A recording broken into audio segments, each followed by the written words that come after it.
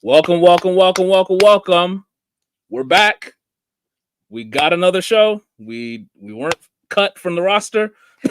So this is year two of hits and misses. My name is Tumi, best friend Eric. I Yo, mess up. what's going on? And we this is a space where during the regular season, right after the games kick off, or right after the games like end, like right after you leave Scott Hansen on red zone, you hop right over here and we have the immediate reaction to those games.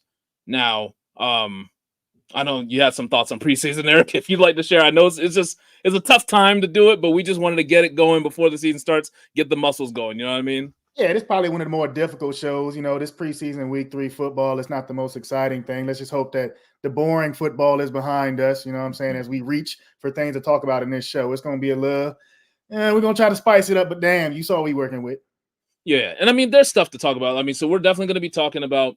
We got some contract updates to give you because there's very critical updates to all of our drafts that we need to know with these contracts, like CD, Chase, Ayuk. We got news on those things, so we're going to chat through that. But then there was like critical information that we learned this preseason, specifically this week. Now, a lot of starters didn't play, but there were some starters who did, and there were some lessons to be learned. And honestly, there's some lessons to be learned by the people who didn't play. Who may be seen as pseudo starters who we may not think as a fantasy community they should be, whatever. So we're going to talk about all that and more on hits and misses. Let's go.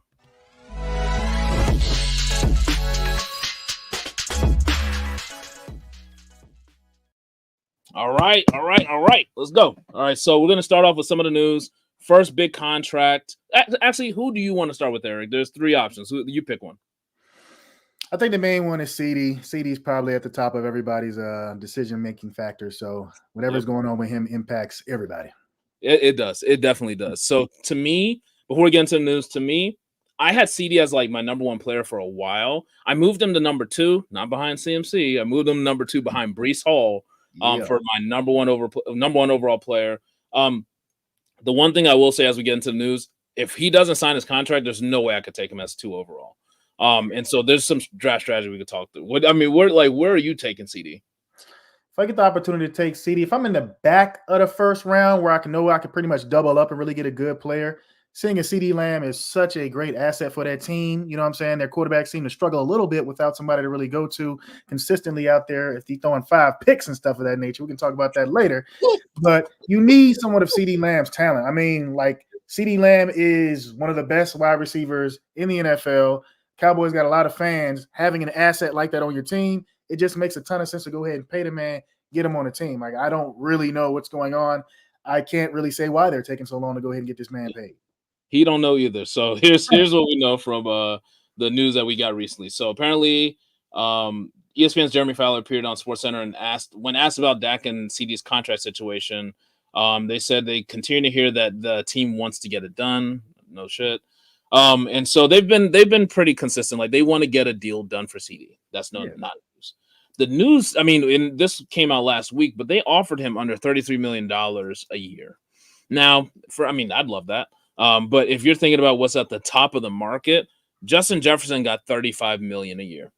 I personally think that Justin Jefferson's a better player than CD Lamb, but that's not how this works. Like, he's close enough in talent where he should be getting closer to Justin Jefferson money, and to be giving him potentially like $2.5 million less per year is kind of like a disrespectful offer, in my personal opinion. What do you think about that? I see how you could take it that way.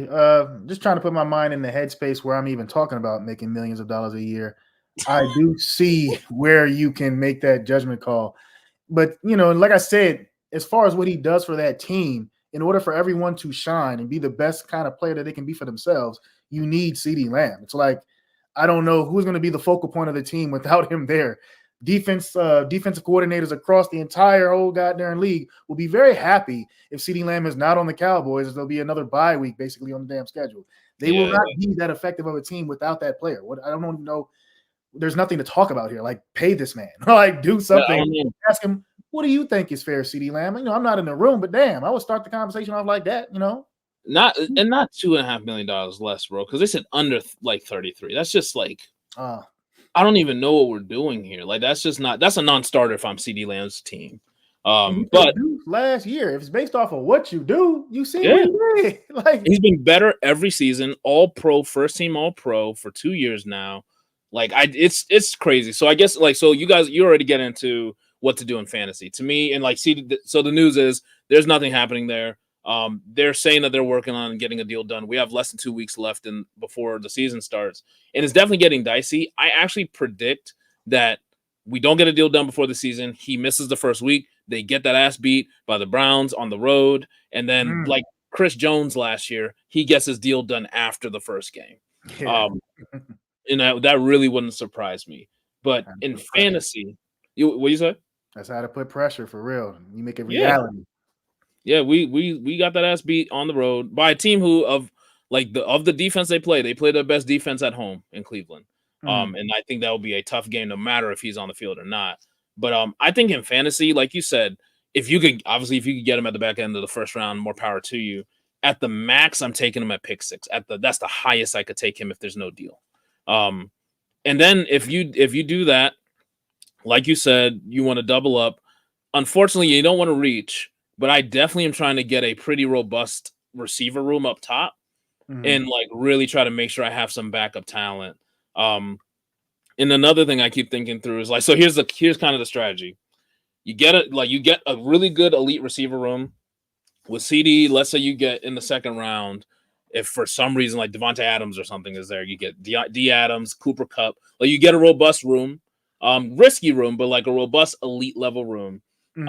There's a lot of running backs all over the draft, so I'm not even really worried about getting a top guy. I think there's a ton of running backs you could load up on your team. The other advice I would give is don't get too cute about the quarterback and tight end situation. You don't want to overdraft those positions, especially based on you taking these elite receivers, but you really don't want to be playing it let me try Jaden Daniels and Deshaun Watson. You can't afford for your quarterback or your tight end to be a complete bust. True. More so your quarterback than your tight end. I think from a quarterback perspective, you're looking for a top 8 guy. From your tight end perspective, you're looking for a top 7 or 8 guy. You just cannot afford it. I think with the depth at those two positions, that is, sometimes not really the expectation, especially for tight end.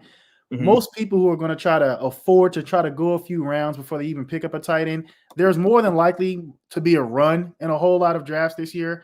That's a little bit not as often as occurrence as most years, I think, once the tight end goes, because the pressure will then be placed on people who've been doing the same thing, just trying to wait because they know that there's more options this year with the Laportas and the Brock Brewers and all these, my boy from the Cardinals, they got all these guys who they think they're going to be there relatively later on. They're going to try to stack up as much as possible.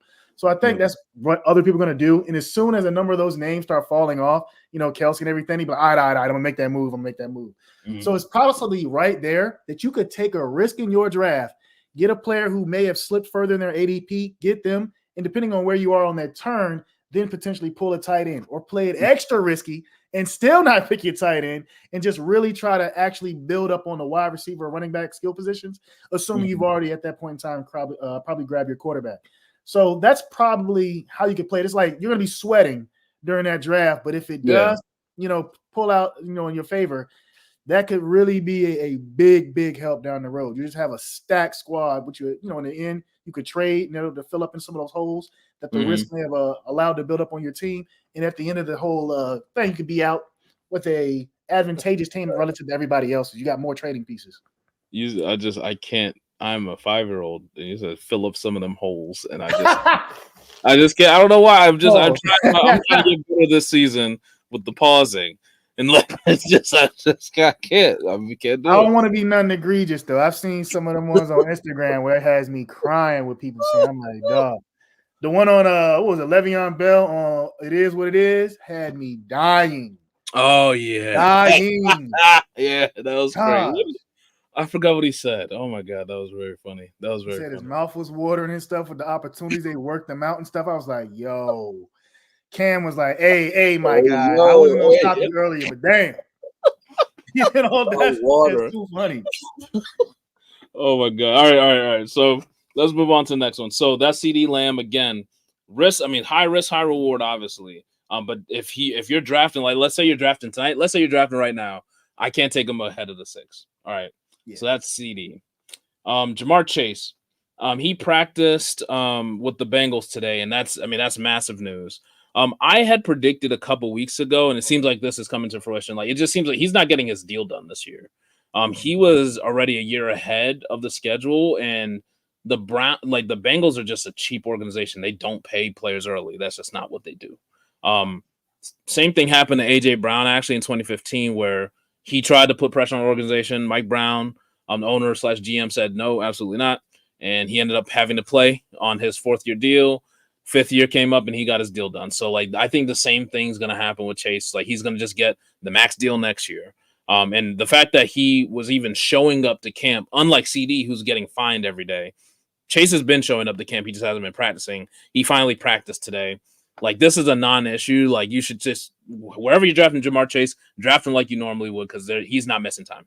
Yeah, for sure. I'll be comfortable. Yeah, you get Jamar Chase. Go ahead, swing around, get CD Lamb. That could be really, really favorable for your team. How would you? So you would have if you're going to do that, CD would have to fall into the 2nd. Yeah, I mean that's what I'm saying. If you're at the end or the turn, and people are still trying to make sure they get a potential running back, you don't have to like when they zig, you zag kind of thing. I'm assuming the way people are going to try to go about like the Derrick Henry or something, like if he's still available somehow, anything like that, where they just see him getting a whole lot of touchdowns. And that's where it pretty much comes into how your actual fantasy is set up. If you don't have PPR, you're just touchdown oriented still for some crazy reason. That's why you probably go ahead and probably consider taking Derrick Henry.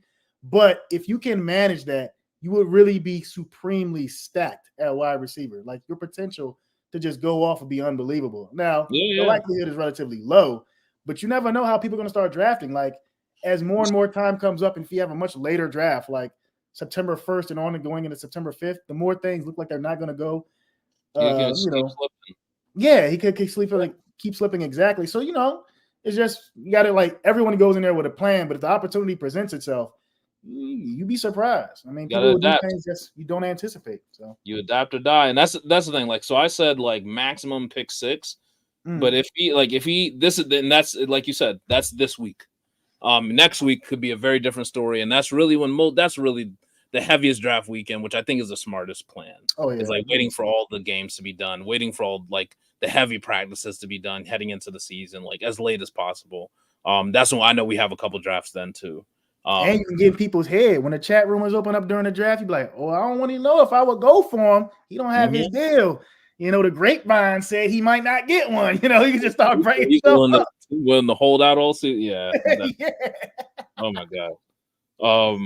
And then the last one before we get into the hits and misses of the preseason, Brandon Ayuk. So it's interesting. Like, so Ian Rappaport reported that Brandon Ayuk's status as a long-term member of the 49ers remains very much in the air. And I think that is I'm going to try not to cuss. That's a crock of bull. I think that is the 49ers trying to get out a message that I am not buying at all. Not buying that at one little piece of that. The vibes have been okay for like the last couple of weeks of Brandon Ayuk and getting his contract. And I think what they tried to do this last preseason game was try to see like let's show them we could do this with Debo. Nope. It did not work out like that.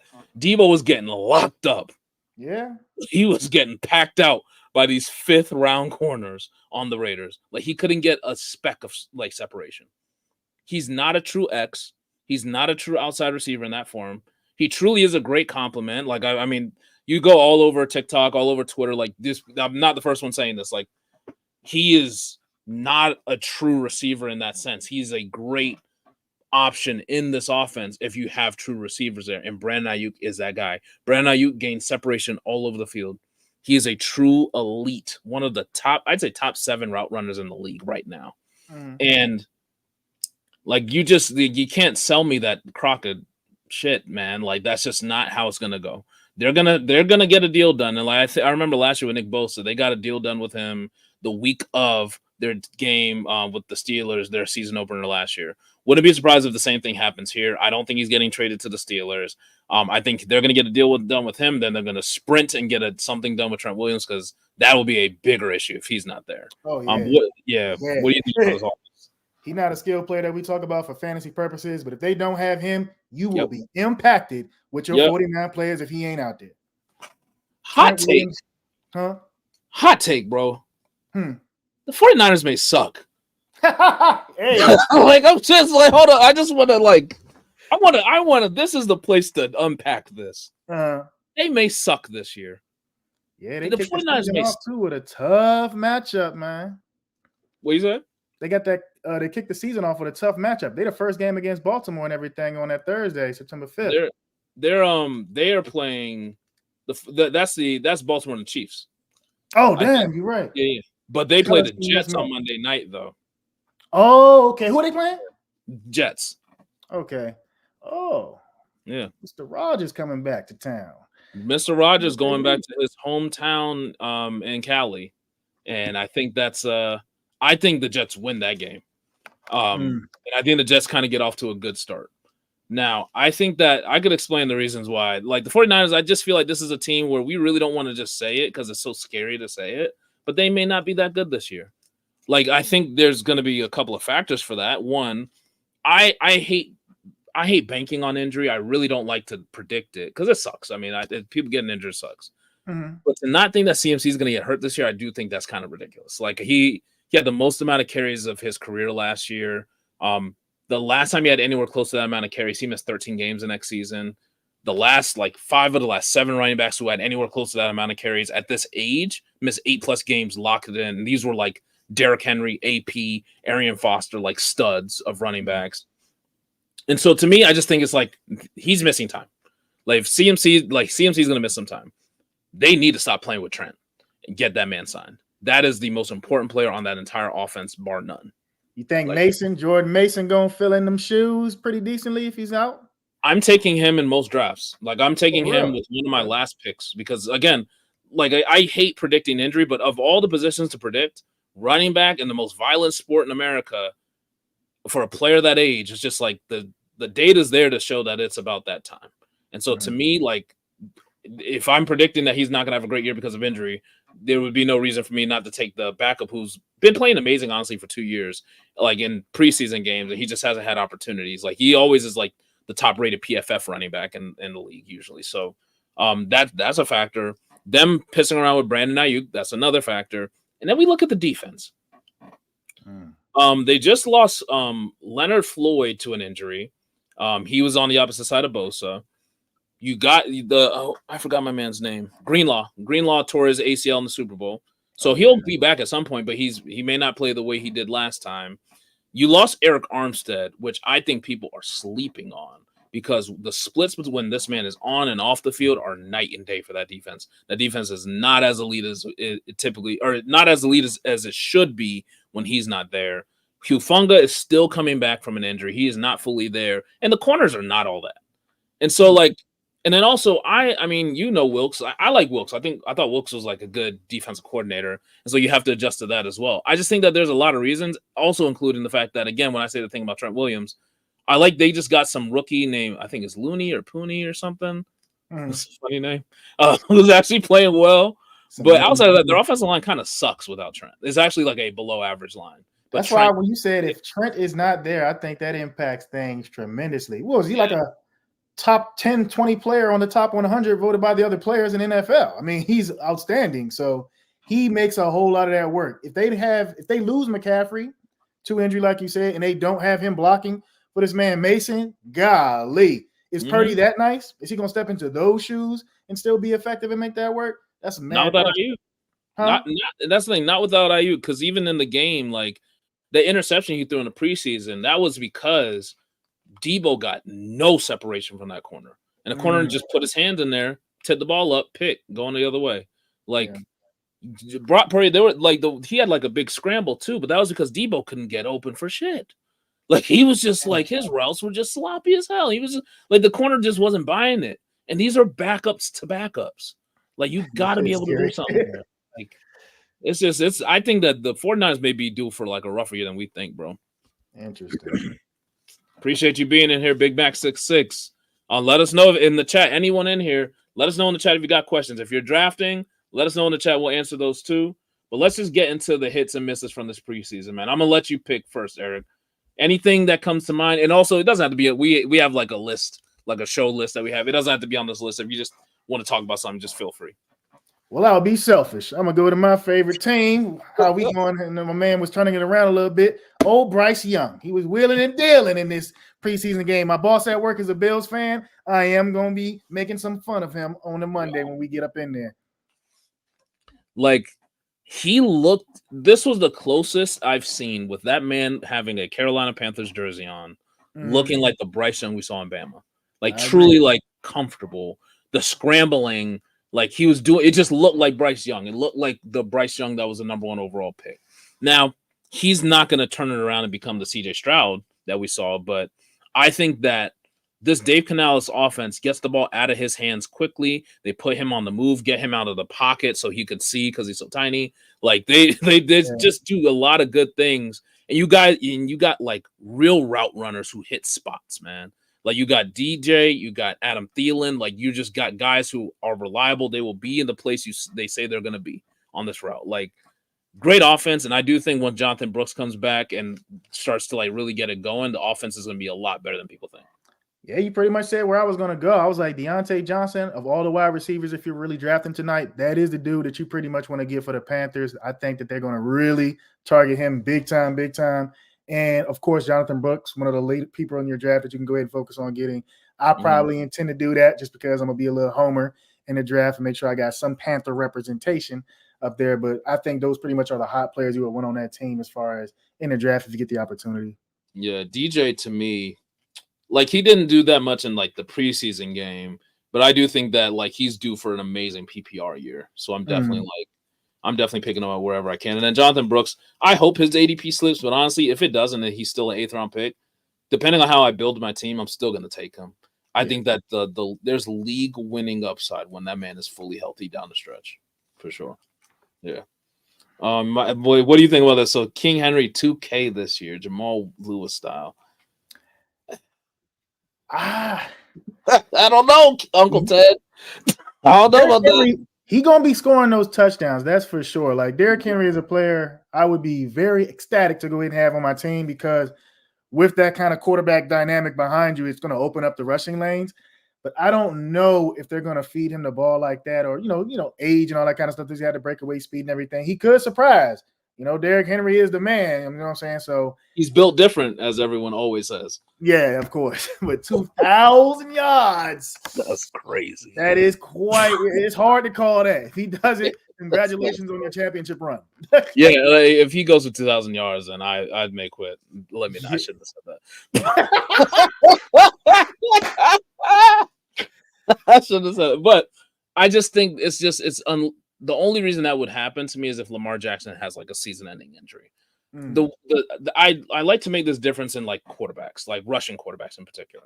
I think that there's like the Lamar Jackson style and the Jalen Hurts, Josh Allen style, who the Josh Allens will like run the ball, get you first downs, score a lot of touchdowns, but they're not like going for like 70-yard gains, 60-yard gains, anything like that.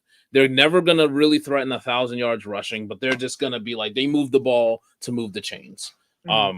Lamar Jackson is a threat for 1,000 every season, and he slimmed down for that purpose. And so I do think like that is actually like a true hindrance to his total yardage. Now, like you're saying, I think touchdowns are like, that's where you're going to win if you win with Derrick Henry this year. He could have one of those Jamal Williams style years or something like, or Mostert had, like where he gets you 18 on the ground. Yeah. That's aggressive, and I don't think he's going to get that. But I definitely think, I don't know what the future bet is or the over under on touchdowns for him is, but if it's like 8.5, I'm going way over that. You know what I mean? It's like I think he's easily double digits. I think he easily can get like 13 plus touchdowns this year. But that's how you would have to win with him. Yeah. All right, so let's talk about one of these misses. I mean, we already talked about Debo, and I do think that like a side winner would honestly be a Brandon Ayuk because of that purpose, for real. And George Kittle actually played really well in that game as well. And so you gave a winner. Do I want to give a winner? Do I want to be positive? You know what? Let me be positive. It's so tough. Yeah. I'm between, hold on, Hill and Hall, 3rd overall. Like he's drafting right now. Who do you pick, Eric? Hill and Hall, 3rd overall. I'll give you my opinion. What you think? I'm going Brees. Brees is my number 1 overall, but that's me. Yeah, I mean, I had Brees last year, dog. It's Brees. It's Brees. It's Yeah, nothing. It's Brees. it's Brees, bro. It's Brees. Sorry, man. Just ride or die with that Brees. Yeah, man. Tyreek the man, Yeah. he's the man. But I think they said last year they were trying to get this man to 2,000 yards. They may be a little bit more not forcing it to him too much this year. So he might not have the kind of numbers that he did last year. He was still amongst the players themselves, of course, voted the number one player. So Tyreek Hill is that guy. But I really see Brees Hall having a great year, man. Yeah. Opening I up think this is rushing lanes with Aaron Rodgers behind him, Garrett Wilson out there. Yep. Brees got a good year ahead of him, injury withstanding. Yeah. I mean, I think that's like it's Brees. He's the one. He's the one. All right, but the hit I'm gonna go with. I gotta go with Rachaad White. So I've been, I would say, hard on Rachaad White this offseason. He's been like, I've been a little harder on him because I was very high on Bucky Irving, and for the reason why was Bucky Irving. He's a rookie out of Oregon, relatively small running back, but also like not super fast. So a lot of people are like, that doesn't matter. 4th round pick, who cares? But the coach for the the Buccaneers, the running backs coach, very interesting press conferences this offseason where he's really like dumping all over Rachaad White and saying like this. I mean, he's just like dancing in the backfield. He's to put his damn foot in the ground and go. And then like the report, I remember in this one in particular, the reporter said, well, he does a really good job on screens and when he gets an open space. And the coach came back and said, anyone's good in open space. So like it was like, and this is the running backs coach. And then the one thing, if you look at Bucky Irving's tape, the one thing he does not do is dance. He is one of the best, like quickest decision makers when you get the ball in his hands. He just puts his foot and goes. And so while yes, he's a small back, and a lot of people think he's just like a scat back because of his size. I don't think there's any threat to Rachaad White's passing work, but I still do think that Bucky Irving will factor in. He's just a better down and down out runner than Rachaad White, who's never averaged over 3.7 yards per carry in 2 years, which is crazy. That's crazy.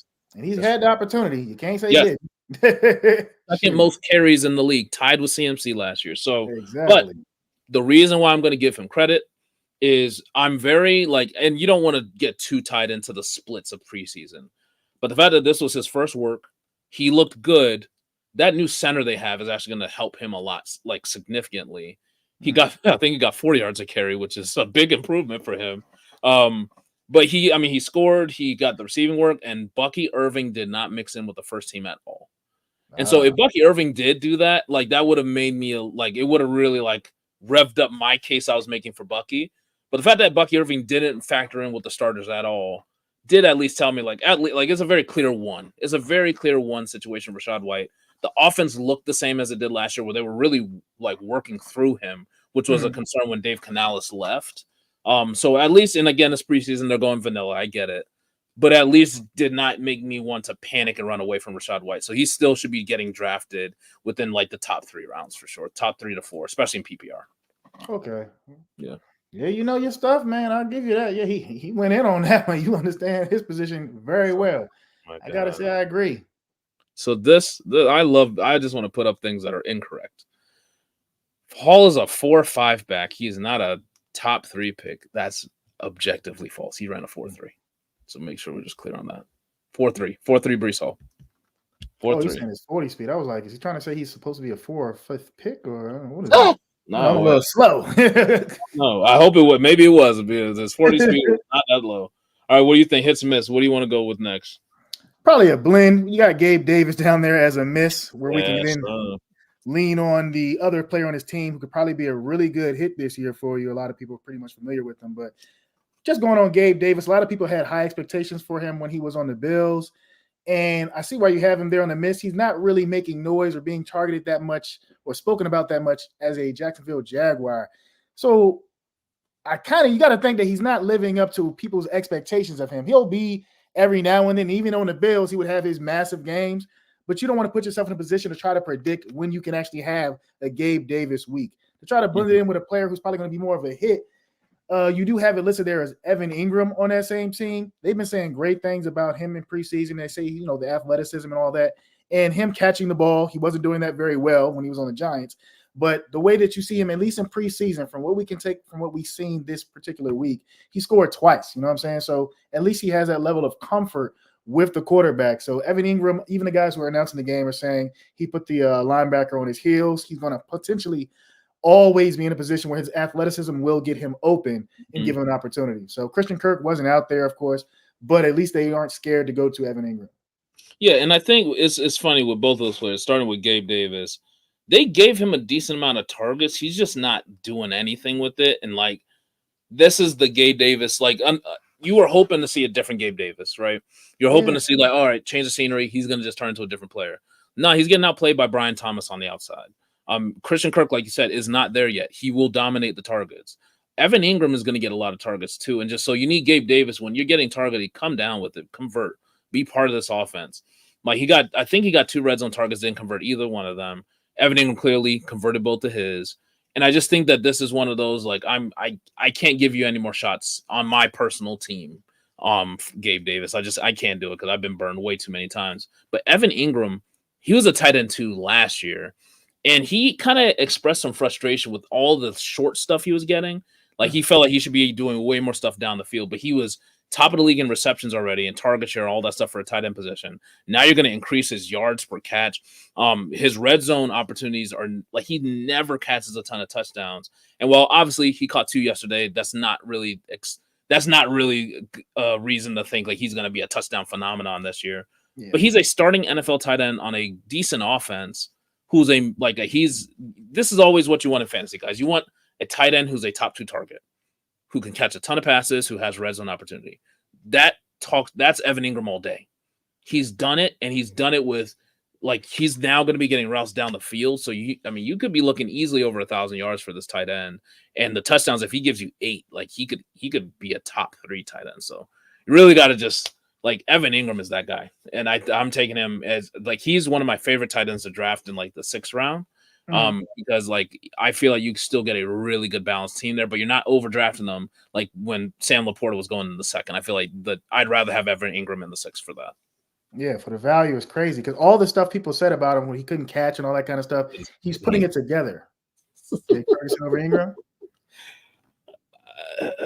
Yeah, I mean, I get it. He was top 3 overall in red zone targets last year. And I get it. He's a top 2 target on his offense. I like Jake Ferguson. Yeah, I can't argue about Jake Ferguson. Like, I think that Evan Ingram's a better fit in this offense. And I'm kind of scared. I don't know what the hell's going to happen with that offense, man. They still don't have their quarterback there yet. Like, it's just a little bit more unknown. But again, I'm not hating Jake Ferguson. I'm taking him in like the 8th. But I just think that Evan Ingram, he was tight end 2 last year with barely any touchdowns. Still the same target share. You no longer have Ridley or Zay Jones. Like, I think that there's just a lot of reasons to like Evan Ingram a little more, personally. Yeah. But I appreciate you, Uncle Ted, in the chat. You just throwing in them heaters, though. All right, man, invested. He is. Next one for me. I got to say it's a hit, but it's not like a big hit. It's just like okay, this happened. Russell Wilson's going to be the starting quarterback. He's clearly going to be the starting quarterback. He played 1 drive. It wasn't super consequential, and they took him out. And this entire offseason, there was like, oh, is he really a battle with Justin Fields? I even thought, like, prior to the preseason game starting, Justin Fields had the opportunity to take this job. He really did. And Coach Tomlin said, like, he's been doing well in practice, but really the stuff that matters most to us is like that. I mean, that live football is really important. And he struggled with that in his first game against the Texans. And then when Russell Wilson came in, not impressive at all. The fact that he's even playing in a 3rd preseason game is kind of like crazy for like Russell Wilson, who's supposed to be a Hall of Famer. But 2 of 2 for 26 yards. Both of them went to Pickens, who I love. Big winner to me. But he immediately came out. And so there's like, all right, that's it. We saw enough. We're good. So they're clearly going with Russell Wilson. I think that they feel he's good enough based on the defense they have, the offense they have, like from a running standpoint. They feel like he's good enough to get it done. So I think that's solid. I think for like a player like a Jaylen Warren, who really is going to be dependent on receptions, Russell Wilson is a bit much higher likelihood of a quarterback to check down the ball to his running back. So I think that's a big win for Jaylen Warren once he comes back. And they're not expecting him to be out as long as people initially thought. So George Pickens and Jaylen Warren, to me, are big winners with Russell Wilson at the helm. Yeah, I really like Jaylen Warren this year, to be honest with you. I think he's going to be a really great contributor on your team if you pick him up. Hell yeah, bro. Hell yeah. Anyone, like, any of these misses piss you off? The misses. Let me see. And also, it doesn't have to be from this week. Has anything that you've seen this preseason been like, bro, what's going on? What happened here? This preseason, it's like you don't want to draw a conclusion just because not everyone's putting their top players out there. You don't see how everyone's going to gel together. Mm-hmm. It's almost like, which team am I thinking is probably not going to really meet the metric? Who you think? I think Deshaun Watson, man. I'm very concerned how he's going to really make things click in Cleveland. Considering the money and the expectations for him, I just don't think, it's Cleveland, so you really don't assume it'd be that great. But damn, they're going to be mad, in my opinion. Yeah, man. Like I mean, that's just one of those teams. I have no clue what to think there, because one, that division is just hellacious, so that always hurts them. Mm-hmm. The last time we saw Deshaun Watson was good, but it was so long ago. I mean, he got injured and left for the season against the Ravens, but they got that win on the road. It was like a good win. But man, he's been so inconsistent. They're gonna have to throw it a lot this year. Van Pelt, who's OC for them now, is on the Patriots, and they still got Kevin Stefanski, so they're gonna still try to run the ball. But Jesus, they keep losing their running backs left and right. I mean, they lost Pierre Strong. What's his name? Deonta Foreman actually played yesterday, which is crazy. So thank God for that, because he was like helicoptered off on a stretcher. A couple of weeks ago, he was put on a stretcher, and they had to take him to a hospital in like Northern Virginia. So I think he's clearly doing well, because he was like the kickoff returner, first play I saw of the tape. But then they got Jerome Ford, who I've never been super impressed by. And I don't believe Nick Chubb is going to be ready to go, because he's not really practicing for it yet, and we're 2 weeks away from the season. Mm-hmm. So because of all that, they have to throw. And so I do think that there's some upside there. I just don't know what we're going to get. You got some of the best route runners in the league on your team now, in Amari Cooper and Jerry Jeudy. So you should be straight. Like he should go crazy. And that's definitely a guy who I would just throw on my bench. If, let's say, if I want to go risky with my quarterback room, I don't mind a Deshaun Watson and the Jaden Daniels combo, and just risky. Very risky. He is risky. But I think they're going to be throwing it. I think the defense, who was so elite last year, typically, you're not every team stays elite all the time. I think they have some very good weapons in Myles Garrett, clearly, and Ward, but like, I don't think everyone else on that group is like a juggernaut. So if they took a little bit of a slide and they had to throw a little more, wouldn't surprise me. I like Deshaun Watson. Just like you said, don't know what's going to happen. He didn't play in the preseason. He was dealing with some soreness in his shoulder last week, and that's very concerning, because he got injured in his shoulder, and he actually broke something called the glenoid in his shoulder, and literally no one in the NFL in history, I believe, has ever suffered that injury. And so we actually don't know what this looks like. Yeah, so all of those reasons, why, like, I could see why the concern is there. Yeah, so that's when you think about the NFL at large. I was like, man, that man got pressure on him, and you don't see any indications of it clicking the way that you would want it to for him right now. So he's a complete, like you said, question mark as far as how he's going to be productive. Yeah, and I don't know if Nick Chubb is a must draft for me unless I'm getting him in like the 10th round. Obviously, you have to have an IR spot, because I don't think there's any way that he plays week 1. And honestly, to me, like, even if he's on the PUP for the first 4 weeks, I don't know what he's going to look like when he comes back. And also, when you're on the PUP, you're not guaranteed to be like, you don't guarantee to get on the field in week 5. Like, you still can, they don't have to activate you within a 21-day window. So you still may not even be healthy. So I don't know, unless if I have an IR spot, cool. And if I have a lot of running back depth, great. But other than that, I'm just passing on him. Gotcha. All right. Let's see. Where we at? All right. We talked about Fields. I could talk about my boy real quick. I gotta talk, and we'll end with Trey. But we could talk about Anthony Richardson real quick. I don't know where to put him. I don't know if he was a hit or a miss this week. He's been fine, and I do think that people are kind of overreacting to like the pick 6. I think the pick 6 versus the Bengals was just a bad look. To just high level, the week of joint practices when Anthony Richardson was going against the Bengal starters, terrible.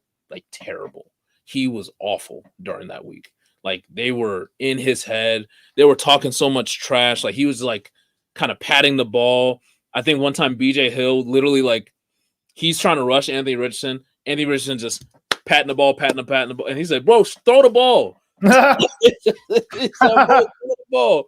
And then I think one time there was some receivers around the ball, but he just threw it. It looked like he was just kind of throwing to a spot. And then Geno Stone, who's the new safety they just brought over from the Ravens, like, "Yo, he's just throwing the spots. He's just throwing the spots." They were just in his head, bro. They were just that would affect me. Yeah, and he was terrible. And so it was good to me. His first drive, I think it was 7 of 8, went down the field very easily. The only drop was in the red zone, and Mo Alley Cox, honestly, he seemed like he dropped the ball. But then he threw a touchdown to A.D. Mitchell. Great. On the following drives, he was not as efficient. He clearly had the pick six, which when you look at the tape was a very clear miscommunication with him and Kylen Granson. And from my understanding, I don't know if it was an option route or if it's just like a comeback where Kylen Granson's supposed to turn around and really just sit there, not like turn around, but he turned around and started drifting. And Anthony Richardson, the second he threw, was like, why did you do that? Like, you turn around and talk with each other. You could tell it was a miscommunication. So it's like, it's preseason. It's preseason. Mm-hmm. Like, you turn around, you catch the ball, and that's it. Like, I mean, the safety, like, he catches the ball, he's getting hit, but he's gonna at least give you 4 yards there, and he was just taking a check down route basically. Versus if he threw it like to where Kylen was, there was a guy sitting right there in the flat who would have blasted him. And so that was a miscommunication. But the issue I had, the ugly stuff, was one, the fumble. He didn't lose it, but that's inexcusable for like a quarterback of his ilk. He should not be holding the ball loose like that in the pocket. The guy just swiped it so easily. Luckily, his team jumped on it. But he still has like some mechanics issues. What's up? Yeah, I was gonna say I saw that. I had to go back and watch some of the highlights of that game just to really focus on his play, because preseason doesn't really play, like we said, all the starters. So people who are more than likely to be important factors in your draft, you want to see how they pretty much played. So him with his rushing capability, he was a sought after quarterback that people might actually want. So yeah. And I mean, the thing is though, as a Colts fan, I will admit, like, it doesn't look good from us making like the playoffs or like having a really good record or something of that sort. But that game did not change anything in my mind in fantasy. Like, not one thing.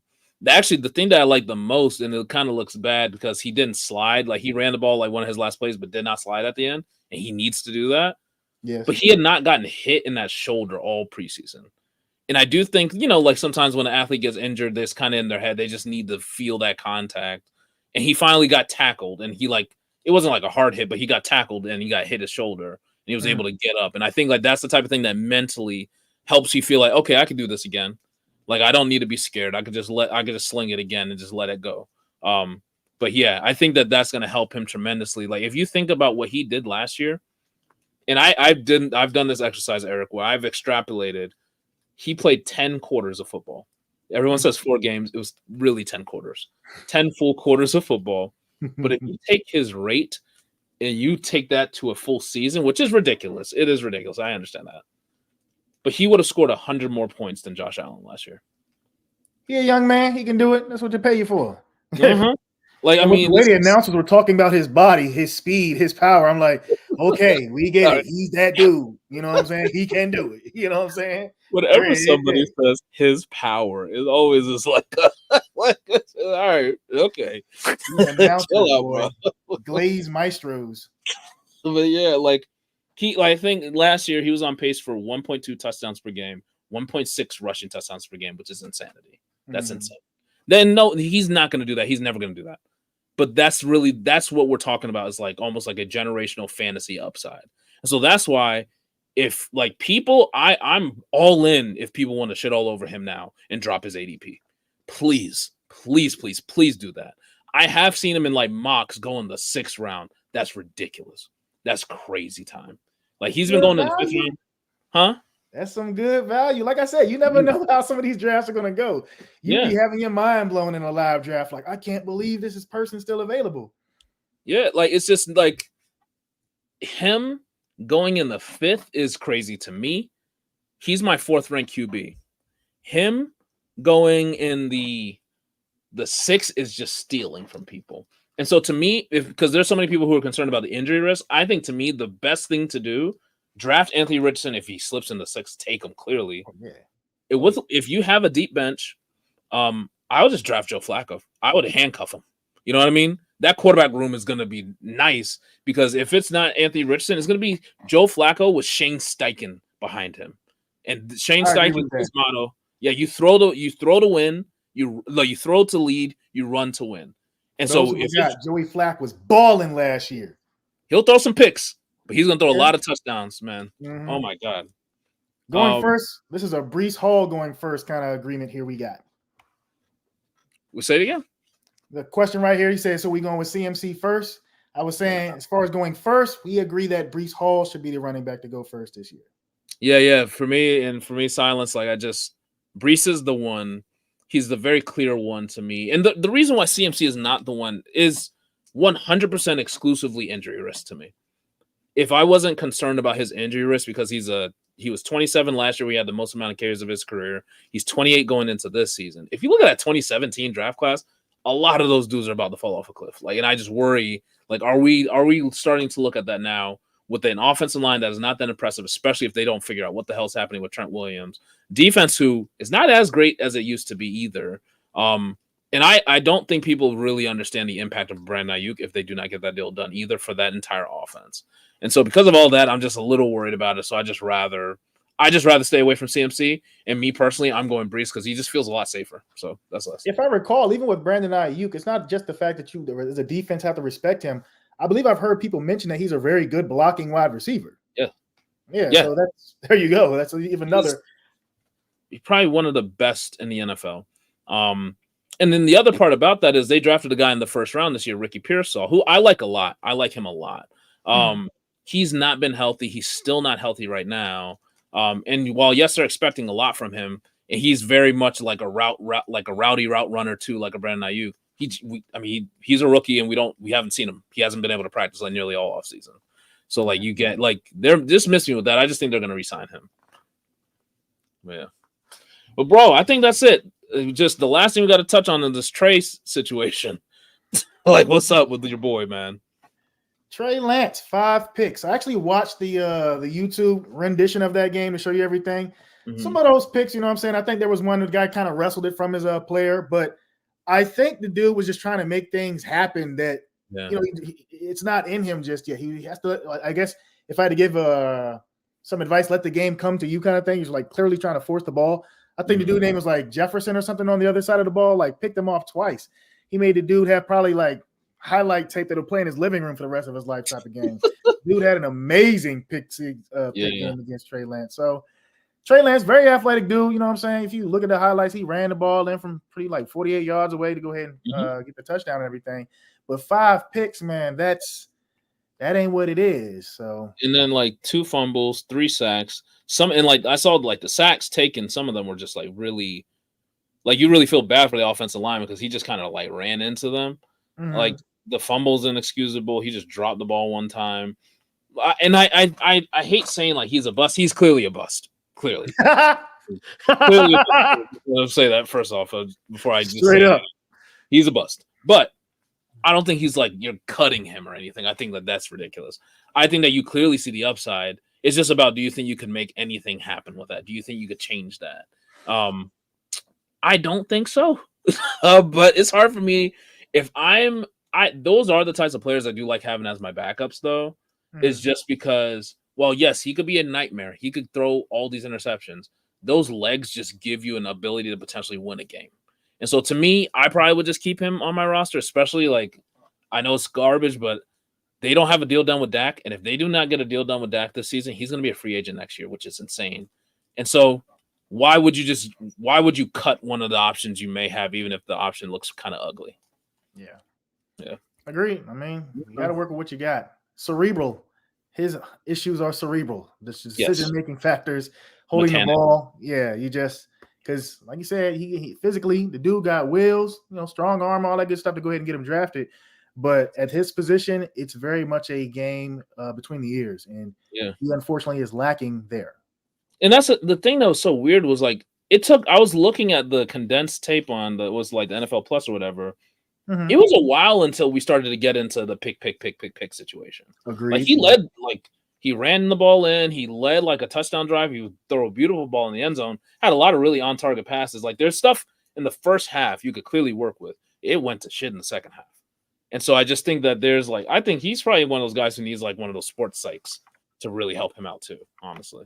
He need it. There could be a lot of benefit to getting that help. Hell yeah, bro. Well, that's it for today's show, man. I think we're working the kinks out, guys. We're still working the kinks out, and hopefully, like next week's going to be a tough show too. But it's at least heading closer to the season, and the thing that we're going to try to do is be really focused on like draft strategies, because there's actually going to be people likely drafting during the show. Eric actually may be drafting during the show, so we're probably going to show like a live draft and talk through each pick, but also just talk through obviously like the news and things that we know heading into the season.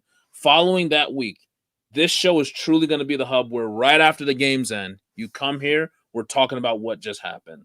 So these next 2 weeks will be the last ones before the season starts, and you're getting like immediate reactions to what just happened in the game. So make sure you guys tune in, man. We really appreciate you hopping in here. Ted, I appreciate you, man. You were throwing in a ton of comments, Ted. Can't stare down the blitz yet. You throwing in a ton of comments, bro. We appreciate that. We appreciate everyone in here, Silence and all y'all.